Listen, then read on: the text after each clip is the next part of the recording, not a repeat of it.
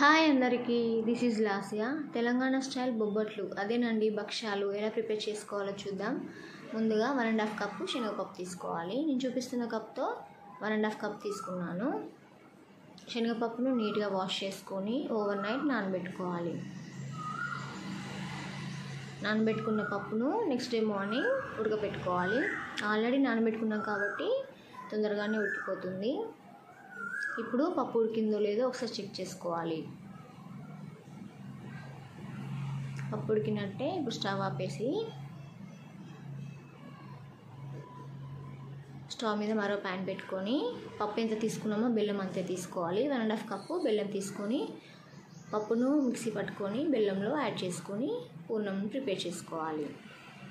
పూర్ణంని చిన్న చిన్నగా బాల్స్ లాగా చేసుకొని పక్కన పెట్టుకొని ఇప్పుడు పిండి ప్రిపేర్ చేసుకోవాలి. దీనికోసం గోధుమ పిండి తీసుకొని 1 table spoon salt, table spoon oil వేసుకొని కలుపుకోవాలి.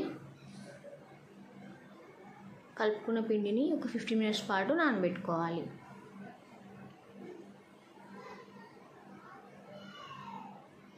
ఇప్పుడు పిండిని పూరి సైజు లాగా ప్రెస్ చేసుకొని మధ్యలో పూర్ణం పెట్టుకొని 4 సైడ్స్ నీట్గా క్లోజ్ చేసుకోవాలి. క్లోజ్ చేసుకున్న తర్వాత ఎక్స్ట్రా పిండి ఉంటే తీసేసి ఆయిల్తో కానీ నెయ్యితో కానీ ప్రెస్ చేసుకోవాలి. మీకు వీలైనంత పలుచగా ప్రెస్ చేసుకోవాలి. ఈ విధంగా ప్రెస్ చేసుకున్న తర్వాత పెనం మీద నెయ్యి వేసుకొని కాల్చుకుంటే ఎంతో టేస్టీగా ఉండే బొబ్బట్లు రెడీ అయిపోయినట్టే. చాలా టేస్టీగా ఉంటాయి. 4-5 డేస్ వరకు చాలా సాఫ్ట్గా పాడవకుండా ఉంటాయి. నా వీడియో మీకు నచ్చినట్టయితే లైక్ చేయండి. నా ఛానల్ని ఫస్ట్ టైం చూస్తున్నట్టయితే సబ్స్క్రైబ్ చేసుకోండి. Thanks for watching.